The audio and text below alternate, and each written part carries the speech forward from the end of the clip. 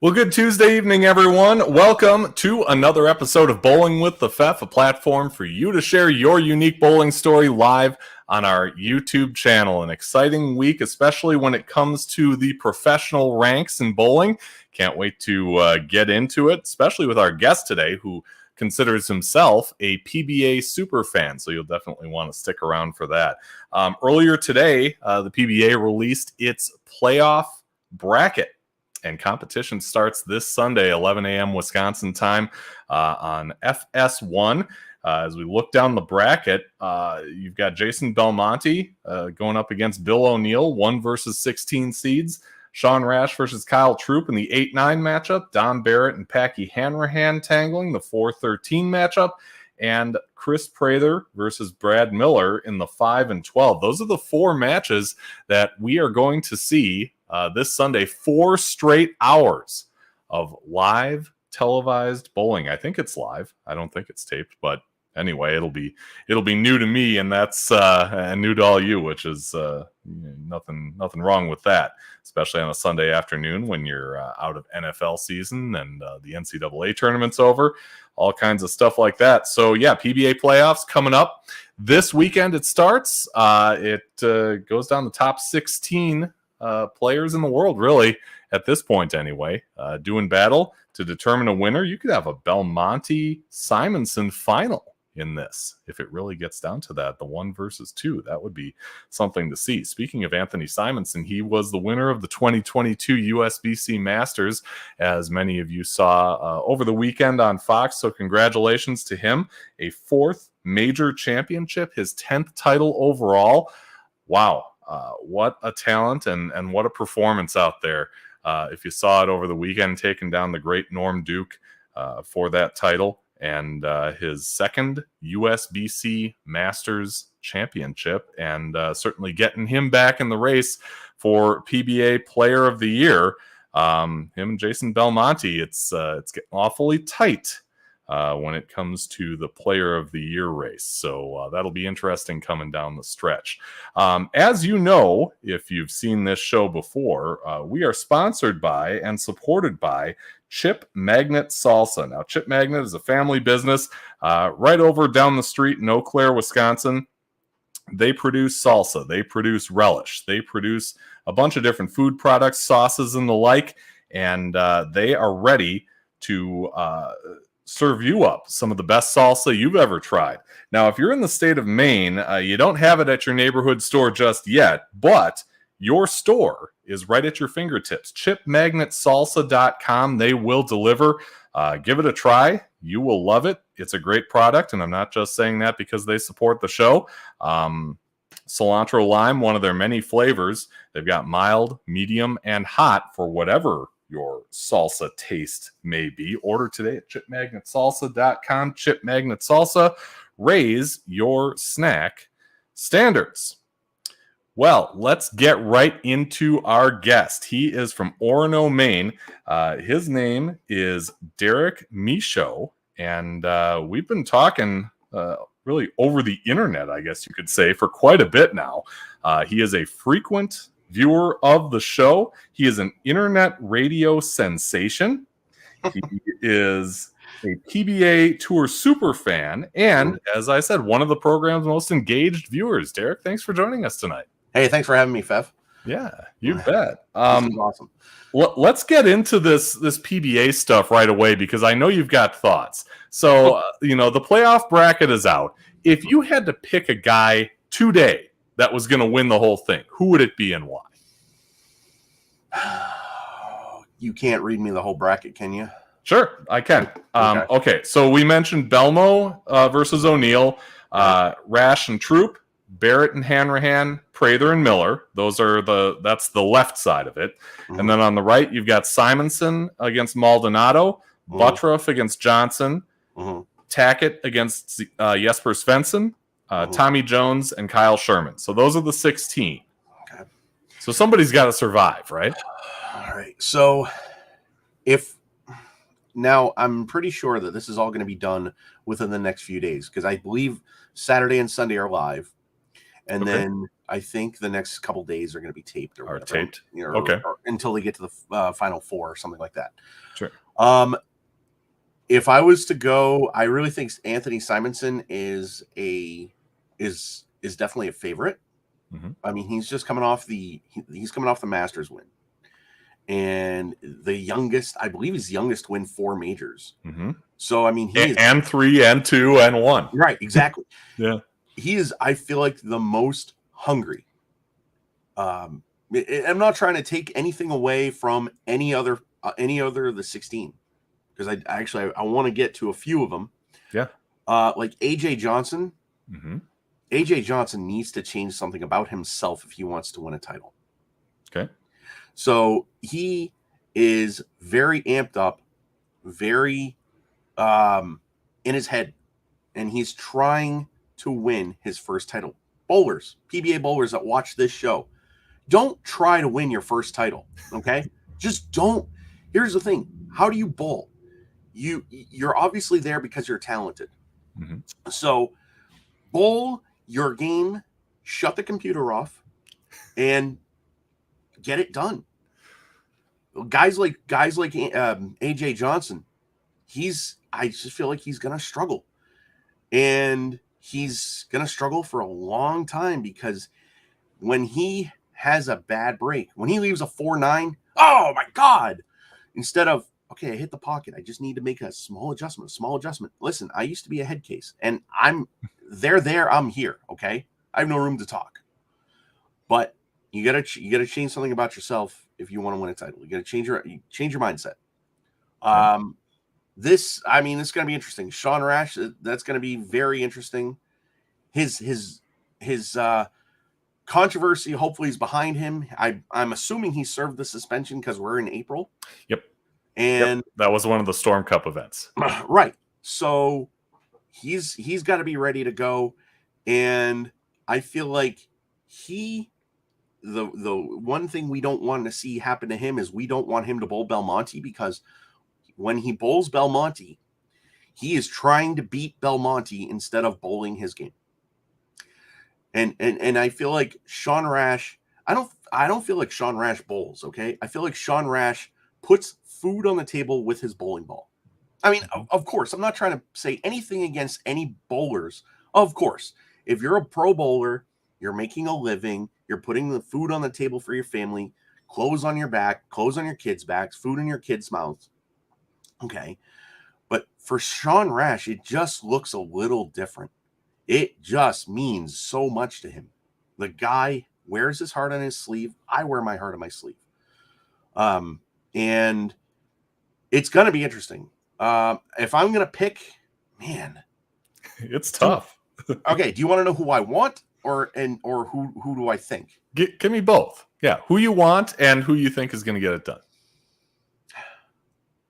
I want either AJ Johnson or Tommy Jones. Okay. Who do I think is going to get it done? I think Chris Prather is going to get it done. I actually think Chris Prather is going to get it done because Chris loves the big fat checks. We love the big. I love the big fat belly. I got it. But Prather loves the big fat checks. He won this tournament. He knows how to win it. He's my guy. All right. Fair enough. Yeah. And a great pick, coming off that world championship performance. I Absolutely. mean, he's a unique talent and so smooth. I mean, his game is incredible. Just and incredible. By 2026, I will put this out there. By 2026, he will be a Triple Crown winner. Okay. Fair enough. Yeah. He's on his way. That's for sure. Yep. So, like I said before, you told me you are a PBA Tour super fan. What makes you a super fan? Did you see that episode of Bone and Zano?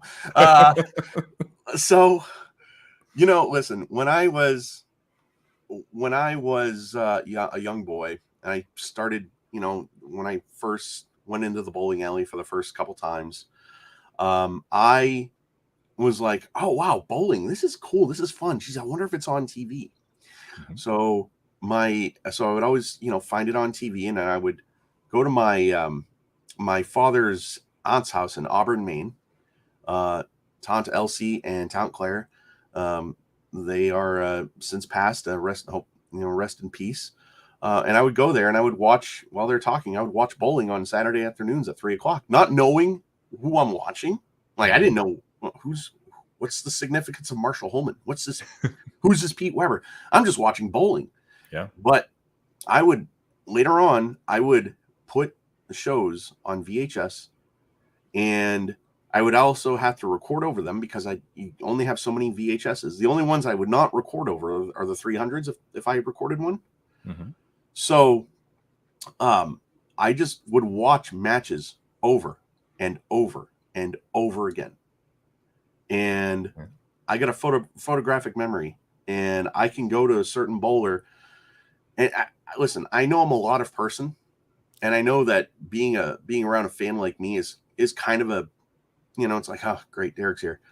But I mean no harm.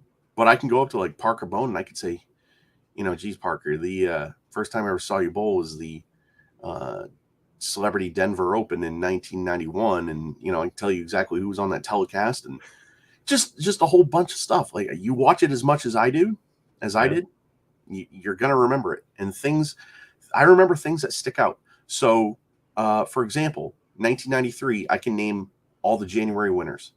Oh wow! Okay, that won from January 9 to January 30th. So it's just things I remember. I have a huge memory. Yeah.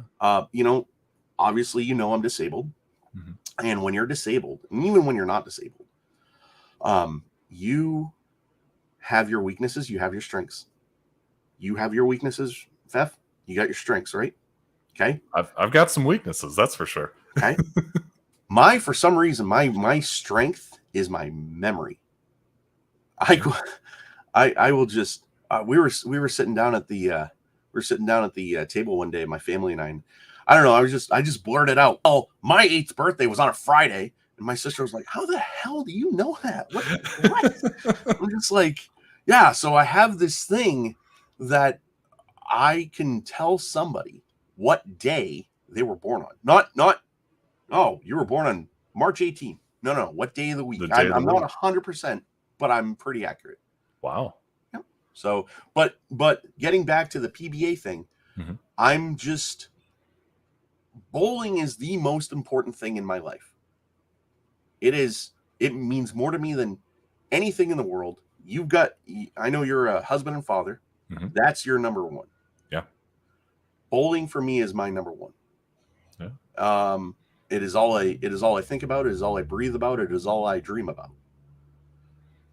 And that's just how it is. And I just love the PBA, and I've been, and now I'm friends with a lot of those guys, and I can't even imagine that. Yeah. I cannot imagine that. So I've been very fortunate in my life to just be a bowler. Yeah. And I wish more people thought of it that way. We sit here and we all kind of have that unsaid responsibility where, oh, it's bowling. It's kind of a niche thing. It takes all of us to grow this game. But we need people like you that have that passion and that fire, for the sport, for the professional aspect of the sport, for the competition aspect, and and everything else. I mean, how many people, if you were to ask a 7-year-old kid, so who's your favorite basketball player? Oh, well, I love Michael Jordan. Michael Jordan was cool. Yeah. Okay. Do you care about Michael Jordan? Well, what do you mean? Well, would you rather have Michael Jordan give you an autograph, or if he's having a rough day, would you rather sit down and talk to him while he's having a rough day? Okay. So we mentioned while we were off the air, we mentioned how I was, we mentioned Tom Smallwood, right? Mm-hmm. I met Tom Smallwood. I was Facebook friends with him since 2011. Met him in 2015 at a mini camp. Tom actually and I became very good friends very quickly. I actually care about Tom Smallwood. I care about all the pros I know. I don't. They can throw gutter balls for the rest of their lives, and I'd still pat them on the back like they shot 300. Tom's texted me, and I text him and say, "Hey, man, how's it going? Whatever." And he's sent me a message one time, and he says, "Oh man, I miss my kids, and this and that." I'm like, man, I don't know what it's like to go through what you go through. I have no clue. So me telling Tom Smallwood, "Hey man, there's always tomorrow," I don't have a right to say that to him. I bowl 3 nights a week. I bowl 1 night a week, 3 games. But my intention is just to pick him up when he's kind of down, and because he would do the exact same for me. If I said, "Hey, Smalls, a little down right now, can I give you a call and just chat a little bit?" Let me call you when I can, and he will. So it's for me to be able to talk to a guy like that on that level, priceless. Yeah.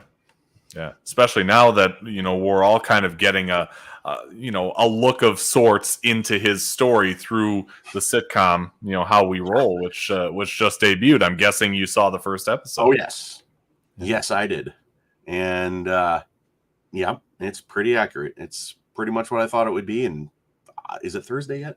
Coming up soon. Yeah, right. So yeah. So I live for this. Yeah, cool. Yeah.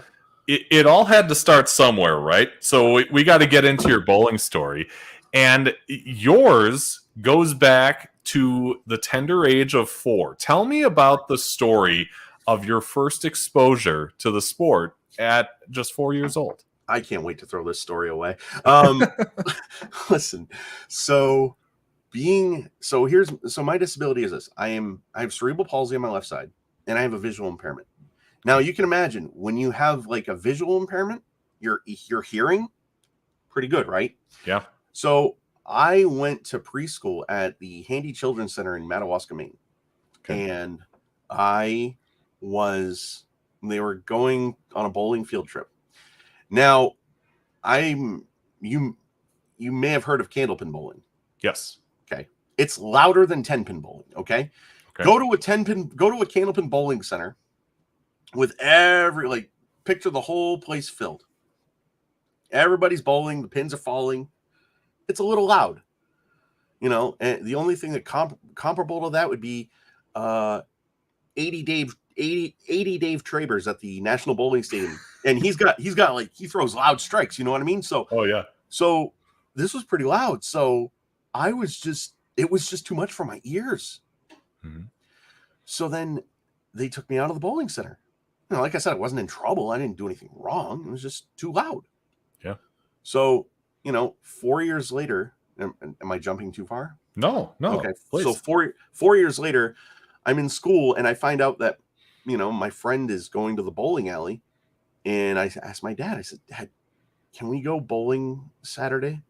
And he says, "No," at first, but how many 8-year-olds, cry until they get their way or whatever, just think about it. Sure. So that's what I did. And he took me and we went bowling. And so Dad took my arm, pulled it back and pulled it forward and told me to let the ball go. And that is the only thing that he can take as far as my bowling style. Like, my father's done a ton for me in my career, that as will unfold. Yeah. But as far as my bowling technique, my bowling style, the only thing he did was, all right, let it go. Bring it, had my hand. How old's your son? My son is 9. He'll be 10 this summer. Okay. So picture your son is 4 years old. You're taking him to a candlepin bowling alley. Mm-hmm. Your hand is in his hand. He's got the ball in his hand. You're pulling it back, and then you pull it forward. That's what my dad did. And that was it. So, yeah, that's how it started. Wow. So how did it feel? I mean, obviously you must have been really into it to want to continue, right? Yeah. I mean, I think I went home and I was like, oh man, is bowling on TV? You know, I had no idea. And I think the first show I ever watched was a Candlepin show. I think it was Big Shot Bowling. I remember watching Big Shot Bowling with Bob Foraker, rest in peace. Dan Murphy, rest in peace, on New England Sports Network. Man, I had to fight my parents for the satellite dish when I was a kid.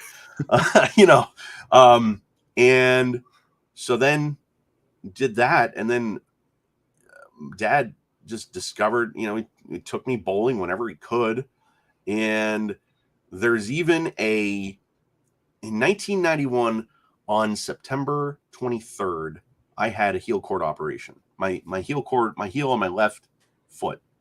I had to lengthen that heel cord because I was wearing a leg brace before then.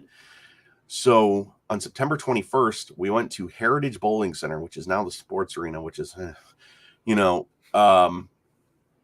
it was, I went there and I bowled, and they gave me as a souvenir, they gave me a bowling pin that was burnt at the bottom.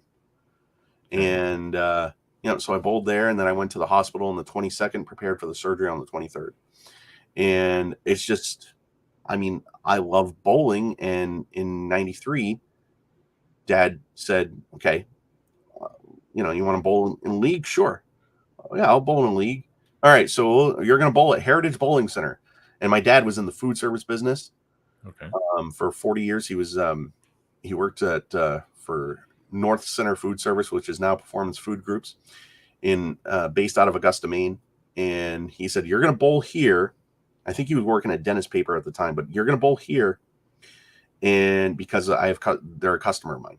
Okay, no problem. I kind of wanted to bowl Candlepin at the time, but I'm glad that he did that, because if he hadn't put me into 10-pin bowling, the people that I know today, I wouldn't know today.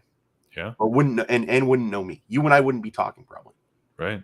So that's how that happened. Got to give a quick shout out to my guy Rocky Harrison in the Milwaukee area tuning in. Good evening to you, Rocky. We're just getting into Derek's bowling story here, and you know, your mom told me that you love sports, but because of your vision issues that you mentioned, you know, bowling was a sport that you could take part in. So I guess I got to ask, is it a deal where you were interested in bowling despite all that? Or was bowling there for you in a time when other sports maybe would have been complicated to participate in? You talk to my mom? No. No, so that's cool. That's cool.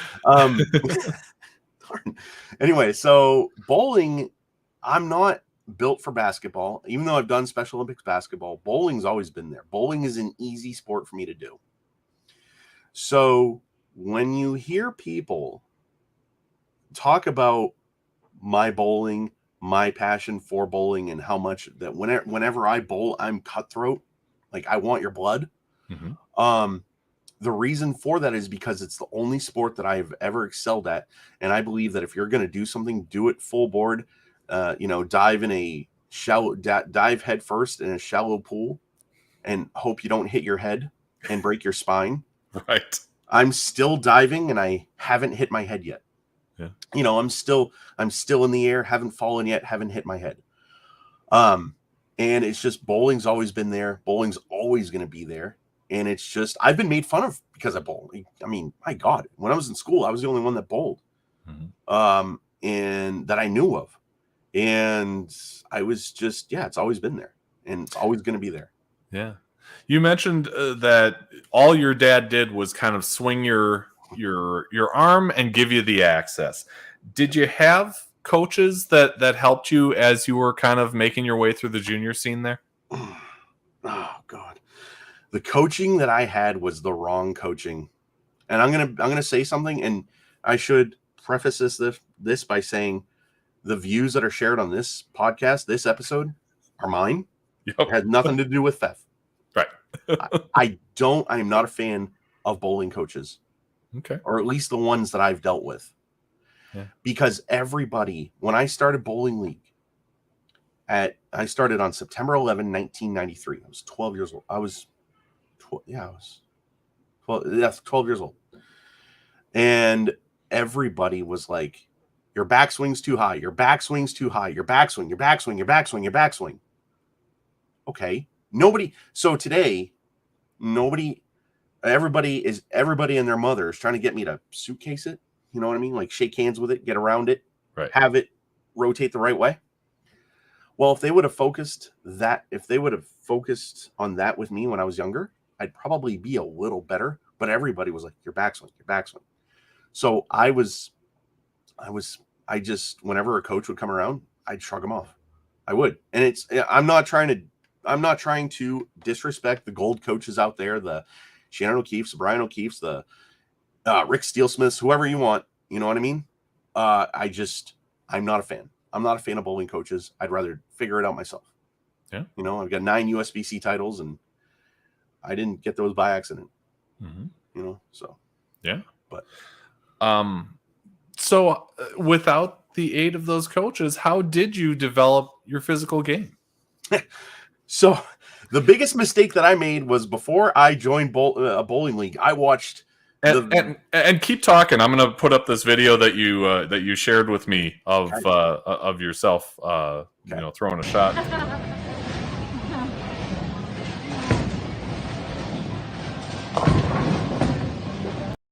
So okay. So I couldn't unmute your mic. That's why I brought you back up. No, you're good. The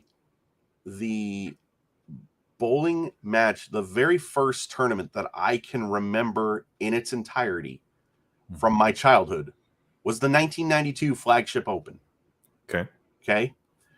The bowlers on that, which I know it's meaningless, but Ron Palumbi, Dave Husted, Walter Ray, Eugene McCune, Eric Forkel. Eric Forkel won that tournament. Okay? Not meaningless at all, because David Husted was my favorite. So yeah, sure. Yeah. I saw Eugene McCune throw it, and I was like, okay, he's a pro bowler. He throws it hard. Mm-hmm. I want to be a pro bowler. I guess I have to throw it hard. So I was always wild. Like the shot you just saw, backswing's high, but it's not the whole, I'm not muscling through the shot. I'm like ripping it and just, you know what I mean? Mm-hmm. It's just, so the style that I developed was when I first started bowling, I thought, okay, I got cerebral palsy. Cool. Got a visual impairment. Cool. So cerebral palsy meaning one side of my body is weaker than the other. Visual impairment. I can't see certain things. So I'm just going to get up to the line and stand close to the foul line and throw the ball. So I just threw it the way I throw it. And that's how I just developed my style. That's just, I can throw a ball 18, 19 miles an hour. So, yeah, it's, yeah, it's like, how did you come up with your style? It just happened. You know what I mean? It's just how you bowl. Right. Yeah. Part of it is just you. It's your, personality plus talent, mechanics. It all kind of meshes together. Right. And it started working for you in the mid-90s. Tell me about when you got into tournament competition and how you started doing in those tournaments. Man. All right. So the very first tournament that I can remember bowling was it was Pepsi later on, but the Coca-Cola championships, your local. So I qualified for that in my first year of bowling. So Dad told me one day, he's like, hey, you're going to go bowl at Yankee Lanes in Portland on April 30th, 1994. Oh, okay. All right. Okay. And this tournament was always the last Saturday in April. I think it was either the last. Yeah. Doesn't matter. But I looked at that bowling center. I was like, wow, this place looks nice. I want to bowl. So I bowled 4 games before the tournament. It was a 6-game tournament, 2 3-game squads, 3 games. I think they re-oiled and then, 3 more games. And I blistered, I think before I even started the tournament, I blistered my thumb. Oh. So I didn't shoot a 100 game until the 5th game. And mind you, it's a 6-game tournament. So I had no shot. Then 95, I won my first title. I won my first 2 titles. I go to Skowhegan, Maine, which was I'll never forget that place. And I bowled there 2021 for the state tournament, and I win singles junior, and I win a team junior with Jeff Hutchinson, Peter Eisentrager, who lost his brother last year. I went to school with his brother. Rest in peace, Andrew Eisentrager. Love you forever, my friend. Some guy named Ryan. I can't remember. I would love to get in touch with Ryan. I don't know his last name. I have no idea how he didn't even think about getting in touch with him. We won the team, and I won singles. So there you go. 2 titles at the age of 14 years old. And so, they were obviously sanctioned by the YABA. Mm-hmm. So when USBC, so I was like, and I treated bowling like those guys treated on Saturdays and Sundays. I'm serious. I'm there. I'm in a bowling alley to bowl. I'm not there to socialize. But I was, so my main focus, was winning. And so jumping, not a lot happened in 96 or 97. 98, there was this, 97, I discovered these tournaments called travel tournaments, just kind of like travel league, but these are just tournaments on a Saturday afternoon. I'm sure your local bowling center has them for kids, right? So I went to one in 97 in Lewiston, thought it was cool. And I told my dad about it, and both my parents. And I said, so these are cool. And, Larry, this guy, Larry, was going to take me to one in 98. We were going to go to Limestone, Maine. And something happened, either the night before or a couple nights before, I find out that Larry wasn't going. So Dad was like, you know what? Fine, I'll take you. So we get up I get up on that tournament was on a Sunday. It was like the first tournament of the year because it was so far away. It was 3 hours away. And I get up that Sunday morning at like 5 o'clock. I'm not a morning person, but if I have to bowl, I'm a morning person. So get up, my back hurts a little bit. I mean, it's not unbearable, but my back is just feeling a little weird. Dad and I get ready to go. I bring my Columbia Yellow Dot, and my spare ball, I think, was a Galaxy 300. Okay. And I go and I win my 3rd title. And I was like, okay. So then I said to Dad, so they're going to Waterville in 2 weeks. You want to go? Well, we'll see. So Dad was like, was looking into these tournaments and, discovered that they kind of mean a lot to me. Because for me, that was my tour. Yeah. That was the YABA tour. Mm-hmm. I went all over Maine, but that was the tour. So that was me going on tour every 2 weeks. Yeah. So so I traveled that year. Didn't do that great in 98. Just caught the one win. And I cannot remember. It was either 98 or 99. I qualified as the number 1 seed in Portland at Yankee.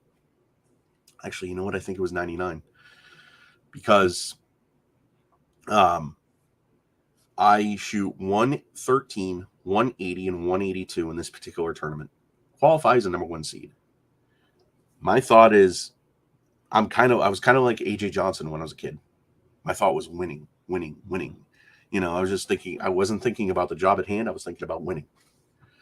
And again, I'm not trying to disrespect any pro bowler that I might bring up in a somewhat negative light. So I'm the tournament leader, and I bowl for the title. And yeah, it doesn't go the greatest.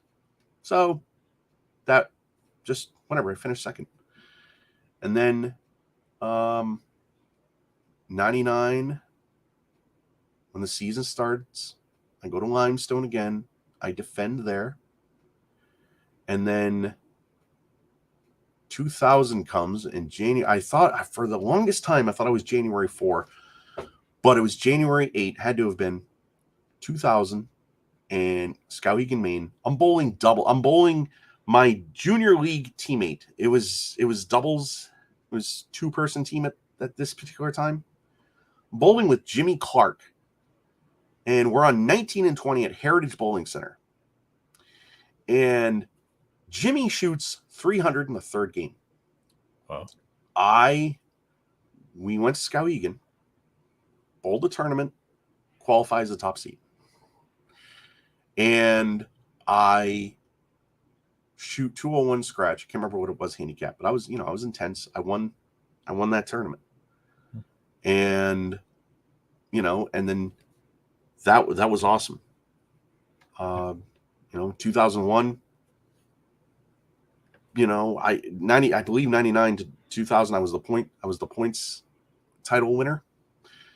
And then 2001 I go to Limestone, I win for a third time. And at this particular point, this is my favorite bowling center. Like, I'm visually impaired, but when I'm in here, I don't have any vision problems. I see the lanes perfectly. I see the arrows perfectly. For some reason, I just match up well there. Yeah. So nothing else happens in 2001. Well, but before we get that far into it, I want to go back to 99 because you had an incredible opportunity. When you competed in a World Special Olympics event in North Carolina. So I mentioned I talked to your mom before, and I asked her about it. She said obviously we were very proud of him, and I said, did you go? And she said, yeah, we did go to North Carolina to watch him bowl.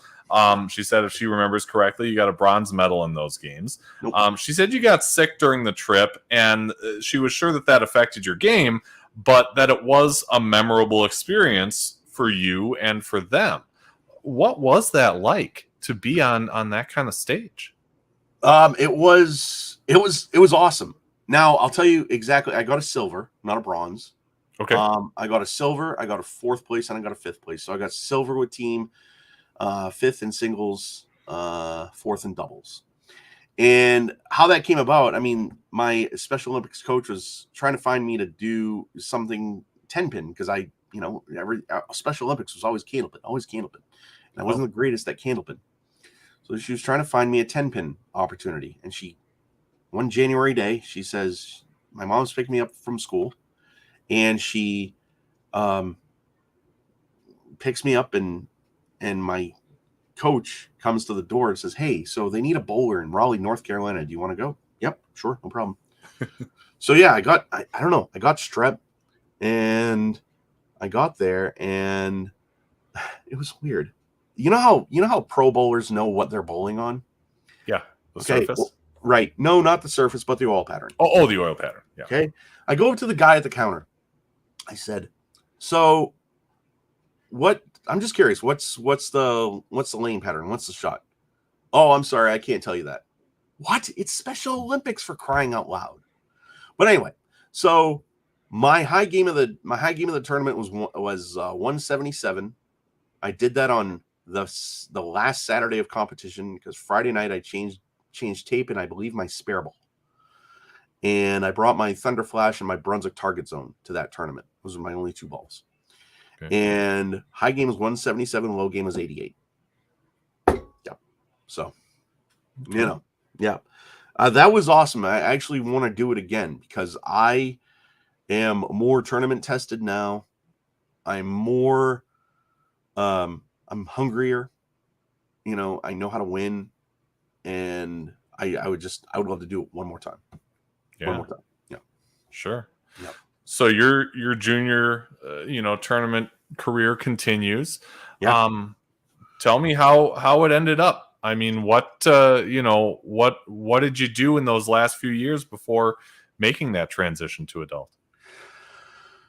Well, so I went to Limestone in 2002. My grandfather, he came down to visit, and then Dad was like, hey, why don't you just bring him up, and he's got a ride coming down. So my grandfather got to watch me bowl for the first and only time in competition in 2002 in Limestone. And that tournament was a train wreck because I was practicing, and then we were getting ready to start, and I wasn't ready and whatnot. But I mean, I was just like, I was over here, and they were like, hey, Derek, you ready? And oh, yeah. So you get there, and I didn't bowl the greatest. And as a matter of fact, I probably expected myself to win. I was like, oh man, I probably took it for granted. So then the tournament's over. I don't make the cut. And I'm just like speechless. I'm just like, I don't know. Mm-hmm. I don't know. So I called home.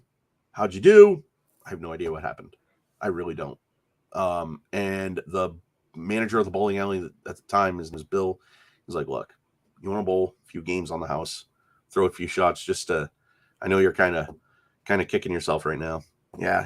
So, yeah, so that was kind of a train wreck, that tournament. And then I found out from my father who I think had a conversation with a guy named by the name of Ben Johnson II, who ran these tournaments, and he said something. He told me that I could bowl YABA forever because of my disability. So as soon as I found that out, I ran. I wanted to run because my disability doesn't define me. It's just something I have. Sure as hell doesn't have me. So I just was like, nope. So the last year was 02 to 03. And then I think 03 to 04 was my first year in adult. And I was kind of a hot-headed adult. I was like, there's money on the line. And I was, probably a little too intense. One guy that I was bowling, teams with before I didn't believe in it, try to high five him. And I says, hey, Paul, I'm trying to high five you. How come? What's up? He says, Derek, I don't like you. I'm like, oh, okay. And it was just one of those deals that I had to change something about I had to change something about my demeanor, myself a little bit, because if somebody doesn't like me, it's just, if somebody doesn't like me on the surface, fine. But if I'm coming in a little too hot, then you got to change something, so it turned out to be a little bit better. And yeah, it was cool. So bowled a few years with them, and yep. And then, and I actually got kicked off a team in 2010 because I'm too passionate. I want it too much. I was bowling with some guys that would rather drink beer, and, and there's a group text or whatever that apparently I'm a part of. And it says, hey, when should we fire Derek? I'm like, fire me? I don't work for you. Right. And they just let me go because I'm too serious. So that's how I left the Monday league, and now I'm on the Wednesday team and been bowling Wednesday nights for the last 12 years. Yeah. So what is it about that team or that league that kind of keeps you coming back? Because I mean, I've bowled most of that time and I've jumped leagues several times. But yeah, I want to say, is it called Tanker or something like that? Yes. So the Tanker League, the reason I bowl that league is because I have an easy access ride. And it's not easy access is not a company. I'm just saying I have access to a ride. Yeah. And I bowl with my buddy Bob Pear, and I've been bowling on a team with him, some variation of with him. Like the people have changed, but I've been bowling with him ever since, and he's just a great guy. And he knows I'm hungry. He knows I'm serious. He knows I'm a little cutthroat. He lets me be me. So I want to bowl in a league that is going to let me be me. I go there. I'll talk to you very little, but I'm there to bowl. If you want to hang out later, let's hang out. If you want to, we'll chat later. Let's go to dinner after, and whatnot. So yeah. So that's why I bowl that league. That's awesome. Yeah. 2013, you end up winning a state tournament. Tell us about that. Oh my God, 2013. I'm excited about this because 2013 was my favorite year as a bowler. Yeah. Hey, let's call Parker Bone the pro bowler I'm never gonna meet. Okay, let's do this. And I don't mean to do this to you, but I got to do this. Okay. So we're emailing each other back and forth in 99, 2000, right? Mm-hmm. And I kind of lose touch. All of a sudden, in 2013, I'm at the bowling alley, and the owner of Family Fun Lanes in Bangor, Maine, Andy Mucci, says to me, "Hey, your hero is coming to Portland. And I was like, my hero. Who? And I thought he was talking about Sean Rash. Because, we were talking about Sean for a little bit. And he says, no, Parker Bone is going to be in Portland, Maine at Yankee Lanes on April 6th. I'm like, oh, okay, great. So now my family are not bowlers. My father would have found a way to get me there. But he'd probably get there and, see Parker for a couple hours and, okay, ready to go? All right, let's go. But I went on, I didn't want it to go down like that. I went on Facebook, right? And I wrote this post. And I was writing a post, it was like a begging for my life post. Like a gun is to the back of your, on your back, and you're begging not to be shot. And I was like, I'm begging for the life of me. Somebody give me a ride to Portland on this day. Which is how far? 2 hours. Okay. 2 hours. So Jerry Donna comes in and says, I'll take you. I was like, Jerry, I'll pay. Let's bowl doubles. I'll pay your entry fee. Instead of gas, I'll pay your entry fee. Great. So we get there. First thing he says, hey, there's Parker. I go to Parker. Hey, Parker, I'm Derek B. Remember Derek B 1057? We used to email. Didn't remember me because Parker talks to a lot of people. Mm-hmm. Bowl that first set, and I shoot 516. Jerry, who's a great bowler, many 300s, many 800s, shoots 514. So my all events is looking pretty good. Starts off pretty nicely. Mm-hmm. And then I go the final week of the last week of the tournament, May 3rd and 4th. I was bowling May 4th and 5th. My first doubles set, I struggle. And then I'm bowling team event. I shoot 500 in team. I shoot another 500 and I think singles. And then a few weeks later, I get there's a Facebook post that I'm tagged in by some guy by the name of Art Meether, another good bowler from Maine. He lives in Florida now. And he says, congratulations, Derek Michaud, on winning the 2013 state championship. I'm like, wow. I'm just like, are you kidding me? So, and I made a whole $160, and it was just like, and I Facebook messaged Parker, and I said, you know what? I have to be honest with you. I won that tournament, not to take anything away from Jerry or anybody that I bowled with. But I said, Parker, I won that tournament because I finally got to shake your hand. So, yeah. Wow. Yeah, that was pretty amazing. Good stuff. Absolutely. Yeah. You mentioned before we went live that your last win was just last year, a 600 series in Columbus. I am bowling terrible this season. Nothing. Okay. And then all of a sudden I go to Columbus, Ohio, 16-hour card ride. We spend the night in New York, and then we make our way to Columbus the next day. Tournament starts on Saturday. It was Columbus Day weekend. And during practice, I'm just not throwing it well. I don't know. My body's kind of out of line. I'm throwing it terrible. All of a sudden, practice is over. The game starts. All right. So I finally figure it out. My first game, I shoot 178. Okay, fine. Whatever. Second game, I shoot 223. Now I'm a head case. What is 178 plus 223? It's 401, right? Yeah.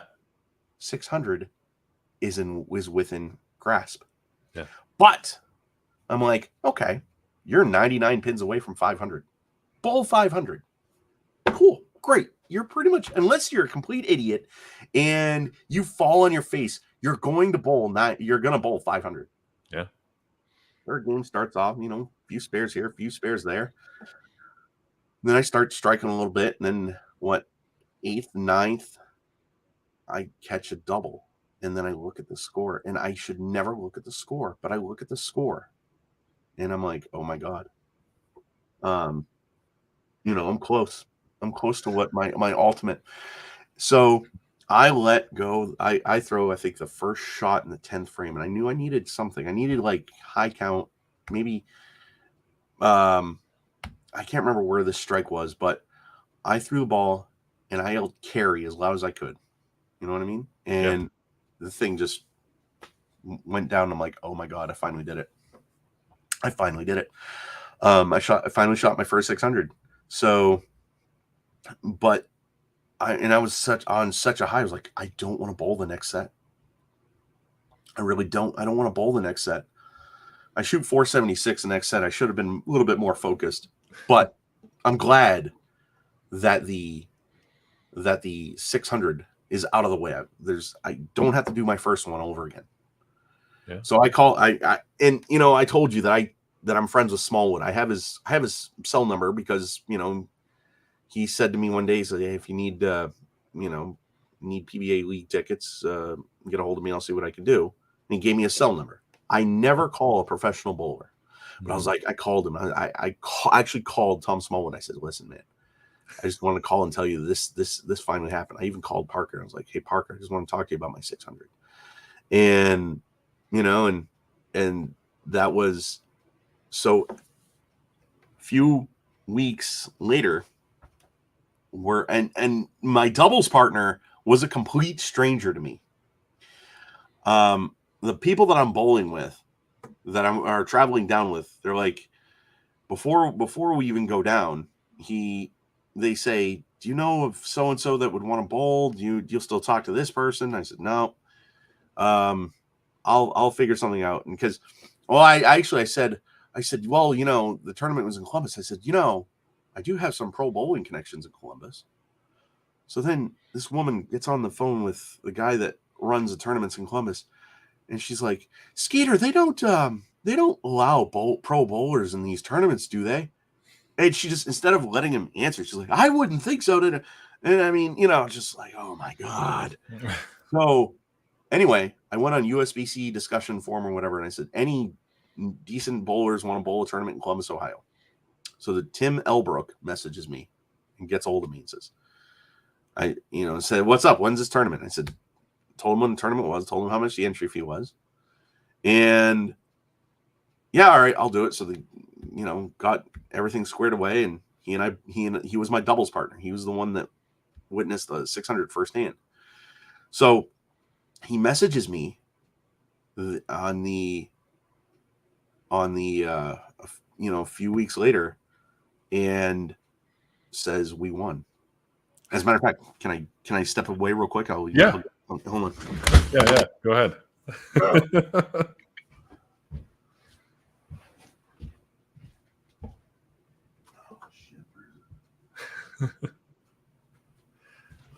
While he's away, it's probably a good time to remind everyone, now that I have a chance, that that pin behind me, you can see right there, is signed by a few pros. That was given to me by Steve Klemkin, one of the past interviewees. His nice. Coach K scholarship is something that he's raising money for students at Wichita State University who have academic success. bit.ly/Coach K scholarship. It is case sensitive. I figured, Derek, that was a good way to kind of bridge the gap between when you got what you got. Yeah. So, and actually, I saw Steve bowl the Masters in 18. He did great. This is it. Yeah. This is it. I don't know how to. Oh, there. Wow. Yeah. So he sends me a picture of that, and I'm like, wow, I can't believe it. I was like, okay. So that was awesome. And that was just.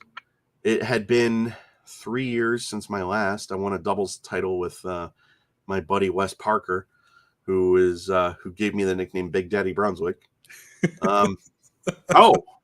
So we didn't. Let's, if you don't mind, I'd like to tell the story about how I got affiliated with Brunswick. Well, 99. It's not going to be as long as you think, but 99. My parents got me a Parker Bone III MVP bowling ball. Oh yeah, that was my first ever high performance Brunswick ball. Mm-hmm.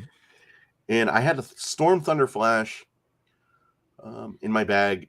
That was my strike, and my spare ball was, of course, the target zone. So I wanted to throw one company. I wanted to be loyal to one company. Mm-hmm. And so they got me that ball, and I said, okay.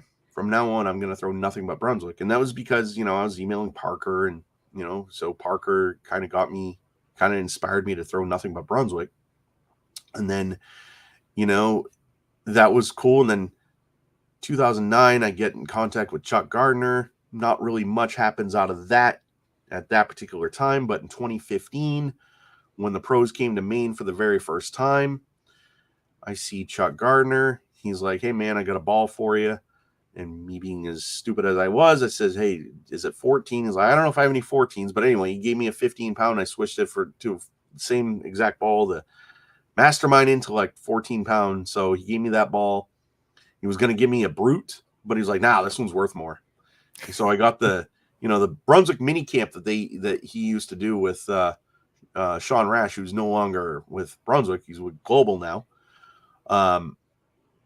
Every year I would upgrade and get the ball because, how do you not get a ball for $125? Or the first ball was $100. Yeah. The Mastermind Scholar, rest in peace. That thing cracked this year. Oh my God. Oh, but anyway, so he gets, so that he gives me that ball. And then, I get in contact with Parker again. As a matter of fact, I'm on my exercise bike that I don't have anymore, but in 2014, I am on my bike working out, and I get a phone call on August 3rd. It was a Sunday, and I'm mad because I'm like, come on, people, not to call my cell. I have really crappy reception in my apartment. So then I check, I see there's a voicemail. I check the voicemail, and it says, Derek Michaud, this is Parker Bone the third. I'm like, okay. So we played phone tag for a little bit, and he says, so I saw on Facebook that you were trying to get, signed with Brunswick. Well, I can't give you a contract, but what if I sent you a ball and a couple of shirts? And so what am I going to say? No. Hey, you keep it. Yeah. So I was like, yeah, so any ball you want. And so I saw Sean throw the Mastermind in 2013 World Championship. So it was, that's the one I wanted. So I got that, and yeah, so that was cool. And there you go. Yeah. And while we're on the topic of gear, you're a Bolify staffer. I'm actually a staffer. Yes. How did that come about? And let me put up your site here, bolify.com /u Derek. How did the whole Bolify thing come about? So, all right. So Jerry Donna, he's a good bowler, but he's not a PBA. He's not a PBA bowler. You know what I mean? So he's like, he told me one day, he's like, I'm on Bolify staff. Really? What's that? All right. That's cool. So in 2020, towards the end of 2020, I got a hold of him. I was like, how do I go and try to get on staff? He told me the website and how to do it. And I did. And Tim, who's the guy on staff, I finally, got in touch with him. I was a spaz. I'm like, I don't know what to do here. What does this mean or whatever?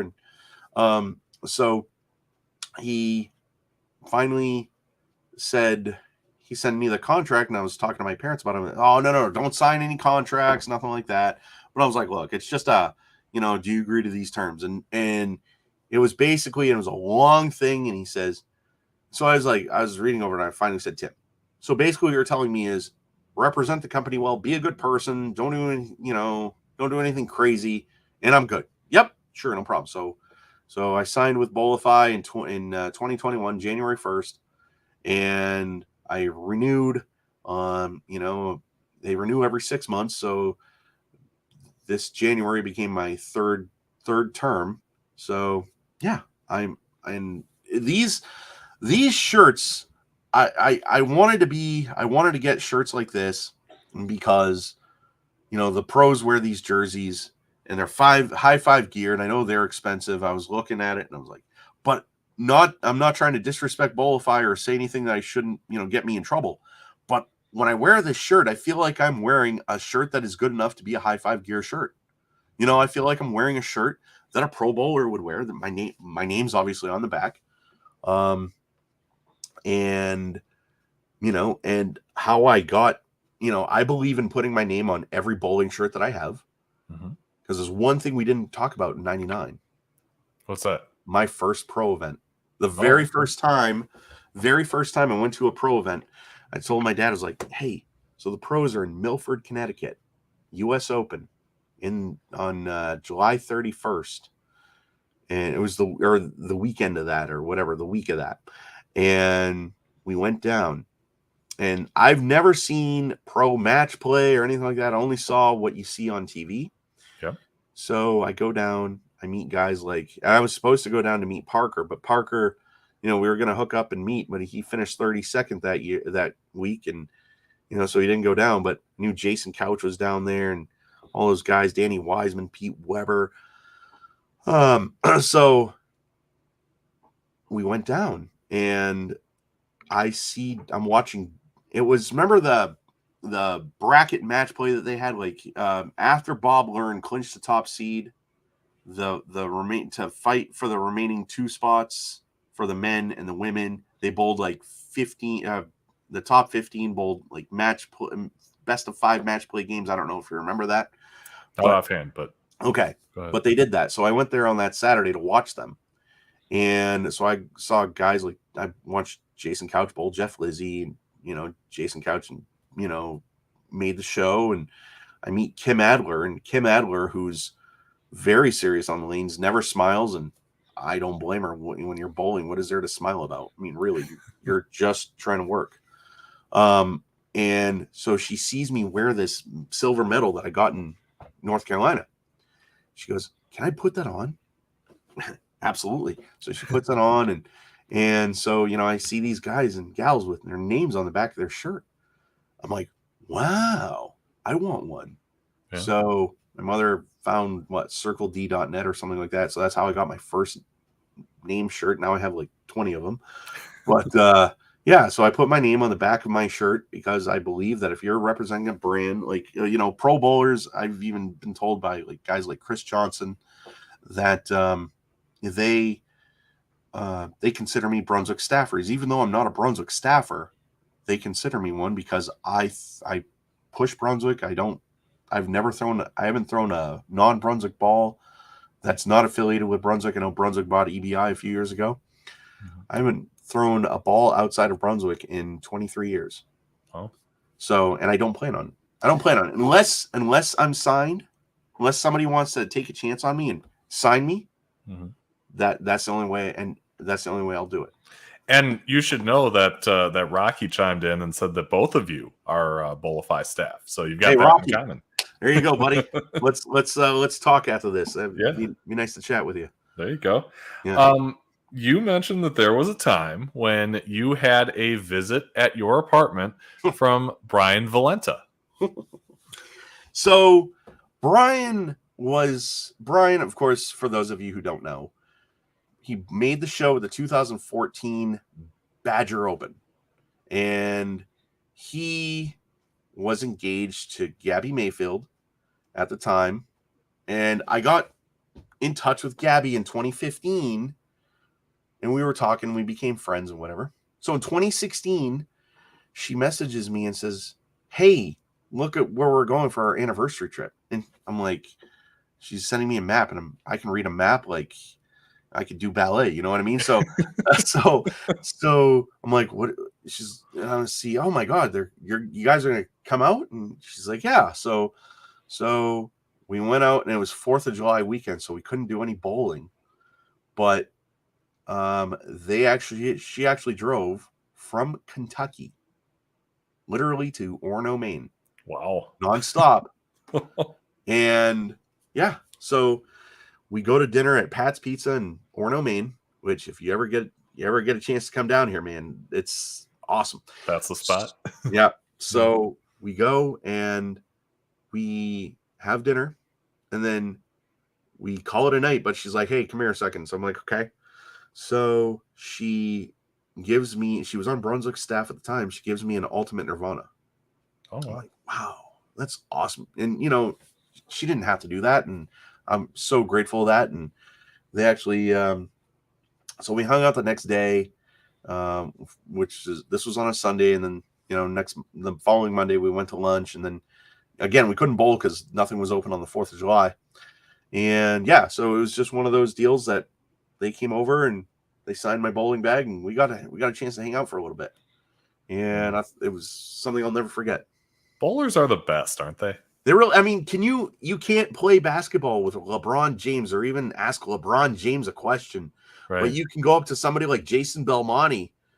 And I met Jason Belmonte in 2016, and it was either 2016 or 2018. I can't remember, and I went up to him. It was 2016, and I said to him, I said, Jason, I'm Derek Michaud. I'm a Brunswick guy, but, he says, hey, I appreciate you coming to say hello, and, and whatever. And that same year, I see Pete Weber, and I know, and I say, hey, Pete, would you take a picture with a Brunswick guy? He goes, sure. So no, bowlers are, people rip on the PBA and rip on bowling, but they are the most accessible bowlers out there. Yeah. People out there. For sure. Yeah. No doubt. I want to get into one other thing that isn't really bowling related. Okay. And that's B105radio.com. Yeah, man. What is B105radio.com? Where did it come from?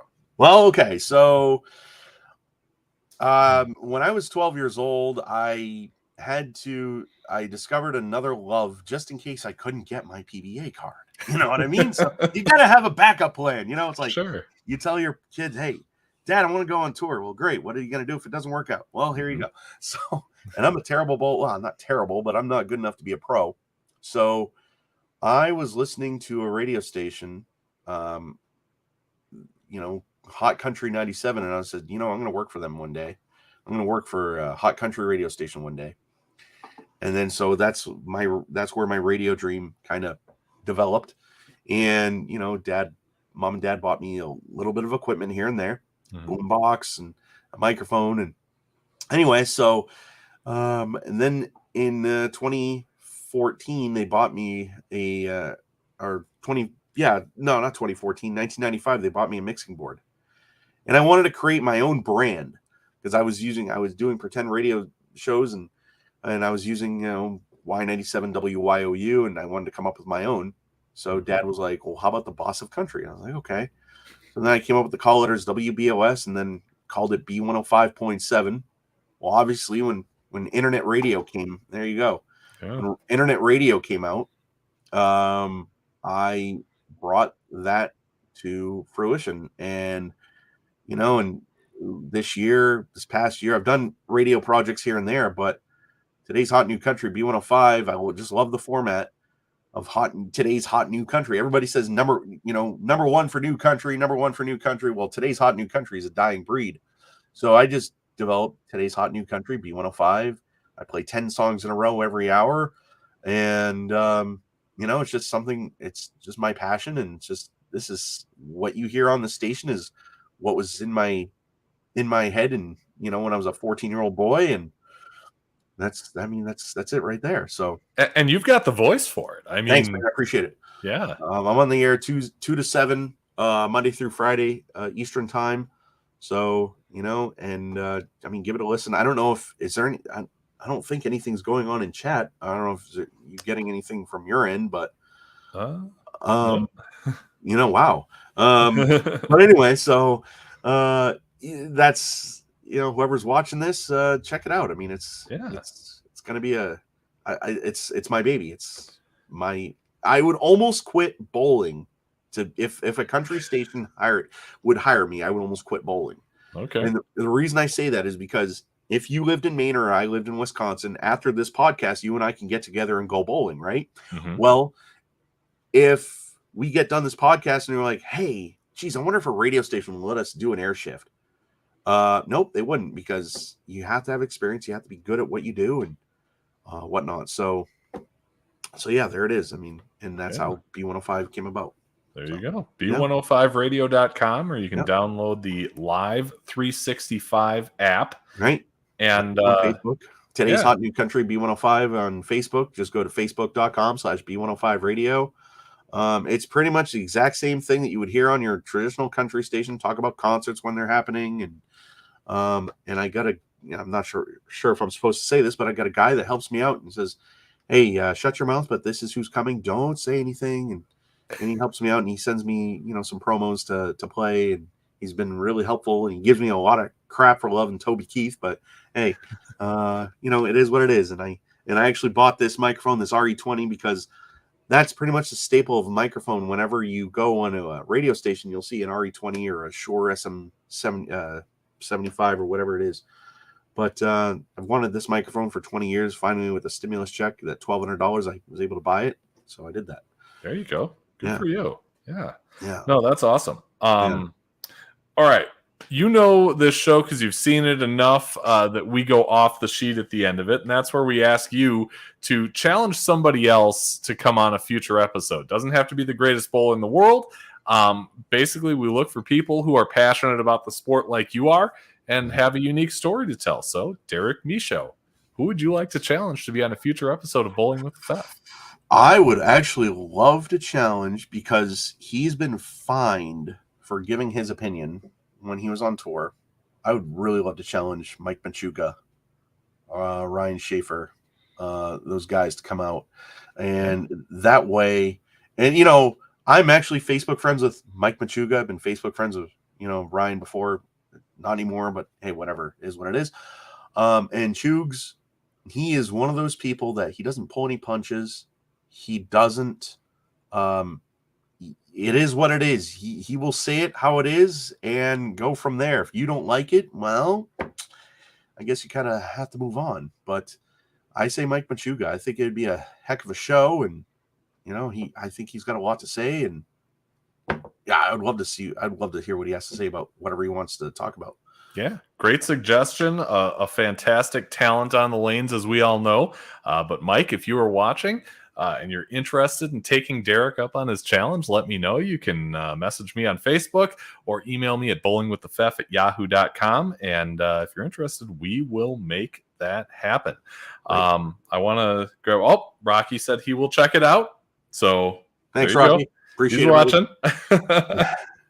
Our next episode coming up Wednesday, April 13th, 6 Central. We're going to be talking with Justice Schill. If you're not familiar, Justice is a Michigan native, but is the new Women's High Series record holder in the state of Minnesota. Last month, she fired an 868 at Texatonka Lanes in St. Louis Park, Minnesota. So she'll be on to talk about the big series and also her bowling story.